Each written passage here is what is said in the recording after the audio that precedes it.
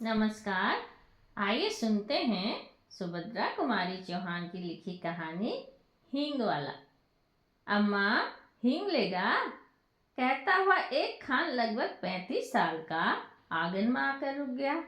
पीठ पर बंधे हुए पीपे को खोलकर उसने नीचे धर दिया और मोलश्री के नीचे बने हुए चबूतरे पर बैठ गया। भीतरी बरामदे से एक 9-10 बरस के बालक ने बाहर आकर उत्तर दिया, अभी कुछ नहीं लेना है, जाओ। पर खान इतने में भला क्यों जाने लगा। वह जरा और आराम से बैठ गया और अपने साफे के छोर से हवा करता हुआ बोला, अम्मा, हींग ले लो। अम्मा, हम अपने देश को जाता है, बहुत दिनों में लौटेगा। सावित्री इस हम उम्र बेटे की बात शायद ही कभी टाल सकी हो। रसोई घर से हाथ धोकर वह बाहर आई, बोली, हींग तो बहुत सी रखी है खान, अभी 15 दिन तो हुए नहीं तुमसे हींग ली थी। खान ने जैसे सावित्री की बात सुनी ही न हो, उसी स्वर में फिर बोला, हीरा हींग है माँ, हम तुम्हारे हाथ की बोहनी मांगता है, एक ही तोला ले लो, पर लो जरूर, हम देकर जाएगा। इतना कहकर खान ने हींग के छोटे बड़े कई डिब्बे खोलकर रख दिए। सावित्री उन डिब्बों की तरफ देख भी न पाई थी कि उसने फौरन एक डिब्बा सावित्री के सामने सरकाते हुए कहा, तुम और कुछ मत देखो माँ, यह हींग एक नंबर है, हम तुम्हें धोखा नहीं देगा माँ। सावित्री बोली, पर मैं इतना हींग लेकर करूंगी क्या, ढेर सी रखी है। खान बोला, कुछ भी ले लो अम्मा, हम देने के लिए आया है, घर है, पड़ी रहेगी। फिर आज हम अपने देश को जाता है, खुदा जाने कब लौटेगा। और खान बिना उत्तर की प्रतीक्षा किए हींग तोलने लगा। इस पर सावित्री के बच्चे बहुत नाराज हुए। सभी बोल उठे, मत लेना माँ, तुम कभी न लेना, जबरदस्ती तोले जा रहा है। जब हींग तोलकर पुड़िया बनाकर सावित्री के सामने खान ने रख दिया, तब सबसे छोटे बच्चे ने पुड़िया उठाकर खान के पास फेंकते हुए कहा, ले जाओ, हमें नहीं लेना है, चलो माँ अंदर चलो। सावित्री ने किसी की बात का उत्तर न दे हींग की पुड़िया उठा ली और पूछा, कितने पैसे हुए खान? 6.25 आने पैसे अम्मा, खान ने उत्तर दिया। सावित्री ने 5 पैसे तोले के भाव से 6.25 आने पैसे लाकर खान को दे दिए। खान सलाम करके चला गया। पर सावित्री के बच्चों को माँ की यह बात अच्छी न लगी। वे तीनों बहुत नाराज थे। उन्हें यही लग रहा था कि माँ ने खान को इतने पैसे दे दिए हैं, अभी हम मांगे तो कभी न दें। सबसे छोटा बच्चा, जिसकी उम्र 6 साल के लगभग थी, बोला, भैया मांगो तो भला माँ से पैसे, फिर हम लोग मलाई का बर्फ खाएंगे। बड़े लड़के ने कहा, माँ, तुमने खान को वैसे ही 6 आने पैसे दे दिए हैं, हींग की कुछ जरूरत नहीं थी। इसके आगे उसे कुछ कहने का साहस न हुआ। पर छोटे के कानों में तो मलाई के बर्फ वाले की आवाज गूंज रही थी, मलाई का बर्फ, ठंडा बर्फ।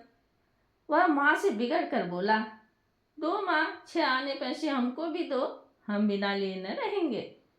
लड़की, जिसकी उम्र 8 साल की थी, बड़े गंभीर स्वर में बोली, तुम माँ से पैसे न मांगो, वे तुम्हें न देंगी, उनका बेटा तो वही खान है, हम नहीं हैं। सावित्री को बच्चों की इन बातों से हंसी आ रही थी, किंतु उसने अपनी हंसी दबाकर बनावटी क्रोध में कहा, चलो चलो, बड़ी बातें बनाने लग गए हो, खाना तैयार है, खाओ। छोटा बोला, पहले पैसे दो, तुमने खान को दिए हैं। सावित्री ने कहा, खान ने पैसे के बदले में हींग दिया है, तुम क्या दोगे? छोटा, मिट्टी देंगे। सावित्री हंस पड़ी, अच्छा चलो पहले खाना खाओ, फिर मैं रुपया तुड़वाकर तीनों को 6-6 आने दूंगी। खाना खाते खाते हिसाब लगा, 1 रुपये में 16 आने, 6 आने रतन लेगा, 6 आने मुन्नी लेगी, छोटे के लिए 4 ही आने बचेंगे। छोटा बिगड़ पड़ा, कभी नहीं, मैं 6 आने लूंगा। और दोनों में मारपीट हो चुकी होती यदि मुन्नी 4 आने पैसे स्वयं लेना स्वीकार न कर लेती। कई महीने बीत गए, सावित्री की हिंग सब खत्म हो गई। इसी बीच होली आई। होली के अवसर पर हिंदू मुसलमानों में बड़ा भयंकर रूप से दंगा हो गया। बहुत से हिंदू और मुसलमान मारे गए। मुसलमान मरने वालों में 2 खान भी थे। इससे खान लोगों ने बड़ा उपद्रव मचाया, परंतु सब जगह नहीं। जिस मोहल्ले में खान मारे गए थे वहां पर खानों ने उपद्रव ने भयंकर रूप धारण कर लिया था। उन्होंने कई हिंदुओं की दुकानें लूट ली, घरों में आग लगा दी और न जाने क्या क्या किया। धारा 144 के साथ साथ कर्फ्यू ऑर्डर भी लगाया गया। परिणाम यह हुआ कि हिंदुओं की होली न जल पाई। वे हिंदू के प्राणों के ग्राहक हो रहे थे। शहर भर में आतंक छाया हुआ था। कौन किस पर किस समय घात कर दे कुछ ठिकाना न था।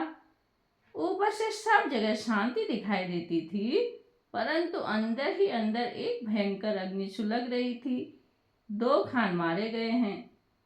सावित्री कभी कभी सोचती, हींग वाला खान तो नहीं मार डाला गया। फिर सोचती, मार डाला गया हो तो मरने दो, दूसरे हींग वाले भी तो होंगे। परंतु न जाने क्यों हींग वाले खान की याद उसे प्राय आ जाया करती।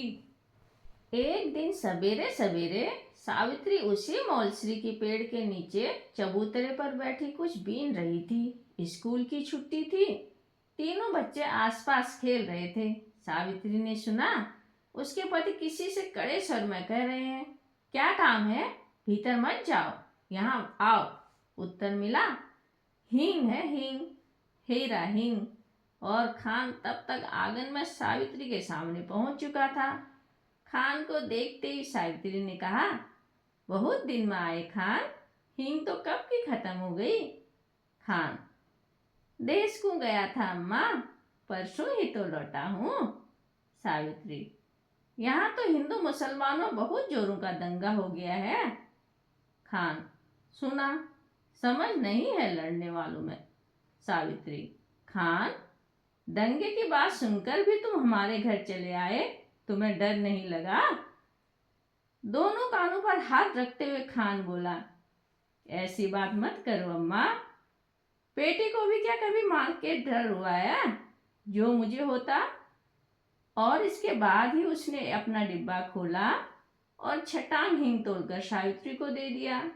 चिल्लर दोनों में से किसी के पास न थी। खान फिर आकर पैसे ले जाएगा। सावित्री को सलाम करके वह चला गया। दशहरा हिंदू का बड़ा त्योहार होता है। होली पर दंगा हो ही चुका था। अभी किसी प्रकार दंगे की आशंका न थी। शहर में सब जगह पूर्ण शांति थी। हिंदू होली न जला सके थे, इसलिए भरे तो बैठे ही थे। दशहरे में वह दूनी उत्साह के साथ मनाने की तैयारी में थे। हिंदू में खूब उत्साह था। 4 बजे शाम को काली का जुलूस निकलने वाला था। पुलिस का काफी प्रबंध था। किसी प्रकार के दंगे की आशंका न होते हुए भी सावधान रहने की जरूरत थी। सावित्री के बच्चों ने कहा कि हम भी काली का जुलूस देखने जाएंगे। सावित्री के पति शहर से बाहर गए थे। सावित्री स्वभाव से कुछ भीरू थी। फिर भला बच्चों को जुलूस देखने कैसे भेज दे, जबकि पति भी घर में नहीं है।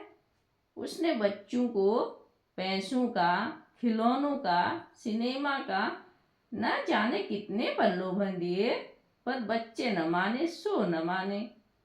नौकर शामोशाम जुलूस देखने को बहुत उत्सुक हो रहा था। उसने कहा, भेज दो न माँ जी, मैं अभी तो दिखा कर ले आता हूँ। मोहल्ले के और भी तो लोग गए हैं। और कई कल्पित नाम शामू गिना गया। अब बच्चों ने और भी जोर पकड़ा। उनका एक समर्थक भी तो बढ़ गया था ना।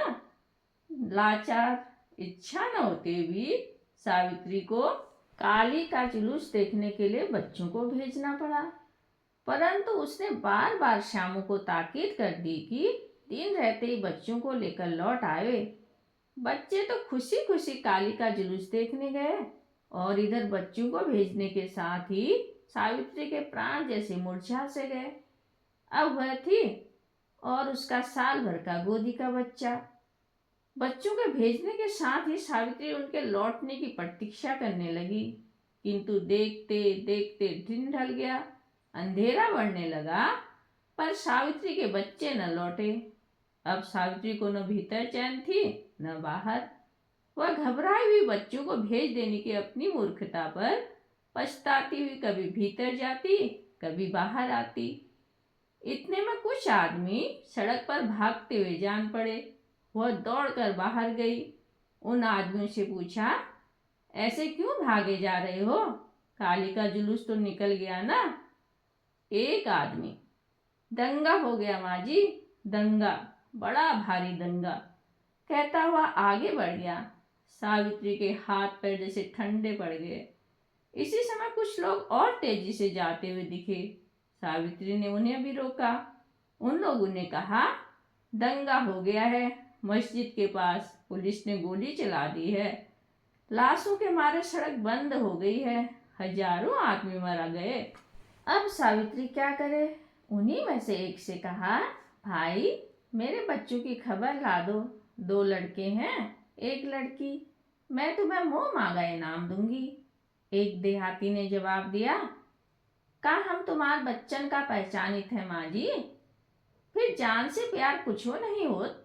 जहाँ इतनी गोली चली रही है, घोड़ा दौड़त है, को मरन को जाए, इनाम देव चाहे खजाना लौट देव, को न जाए। और वे चले गए। सावित्री सोचने लगी, सच तो है, इतनी भीड़ में भला वे देहाती मेरे बच्चों को खोजते भी कैसे? उनसे बच्चों की खबर लाने के लिए कहना ही भूल थी, पर करे भी तो क्या करे? साल भर के गोद के बच्चे को न तो वो छोड़कर ही जा सकती थी और न लेकर ही। मोहल्ला पड़ोस में भी ऐसा कोई नहीं जिसे वो भेज दे। उसे रह रहकर अपने पर क्रोध आ रहा था। आखिर उसने बच्चों को भेजा ही क्यों? वे तो बच्चे ठहरे, जिद तो करते ही, पर भेजना न भेजना तो उसी के हाथ की बात थी। अगर न भेजती तो क्या बच्चे जबरदस्ती चले जाते? और वह श्यामू जब देखो तभी टांग अड़ा देता है। अभी दिखाकर लाता हूँ माँ जी, और उसका अभी तक कुछ पता ही नहीं। सावित्री पागल सी हो गई। उसे रह रहकर लाशों के बीच अपने बच्चे भी तड़पते दिखाई पड़ते। बच्चों की मंगल कामना के लिए उसने सभी देवी देवता मना डाले। शोरगुल बढ़कर शांत हो गया। रात के साथ साथ नीरवता बढ़ चली, पर उसके बच्चे लौट कर न आए। अब शायद उसके बच्चे लौट कर न आएंगे। सावित्री हताश होकर सोए हुए बच्चे के पैताने जाकर गिर सी पड़ी और फूट फूट कर रोने लगी। इसी समय उसे ऐसा जान पड़ा जैसे कोई गाड़ी आकर उसके दरवाजे पर रुकी हो, और उसे वहीं चिरपरिचित स्वर सुनाई पड़ा, अम्मा। सावित्री दौड़कर बाहर गई। उसने देखा उसके तीनों बच्चे खान के साथ सकुशल लौट आए हैं। खान ने सावित्री को देखते ही कहा, बखत अच्छा नहीं अम्मा, बच्चों को ऐसे भीड़ भाड़ में बाहर न भेजा करो। फिर सावित्री को खान से ही मालूम हुआ कि दंगा जरूर हो गया था। झूठे फायर भी पुलिस को करने पड़े, पर मरा कोई नहीं। कुछ लोग घायल जरूर हुए हैं, पर पुलिस की गोली से नहीं, पत्थरों से। अब सब जगह शांति है। बच्चे दौड़कर सावित्री से लिपट गए। छोटे ने कहा, अम्मा, खान बहुत अच्छा है। श्यामू तो हमें दंगा होते ही छोड़कर भाग गया। खान ने ही हमें बचाया, नहीं तो हमें भी चोट आती। सावित्री ने पूछा, अच्छा, अब तो खान से हींग लेने दोगे? बच्चों ने एक स्वर से कहा, हाँ हाँ, जरूर लेने देंगे। खान तो हमारा दोस्त है। खान ने टपट कर कहा, नहीं, दोस्त नहीं, हम तुम्हारा भाई है, भाई। धन्यवाद।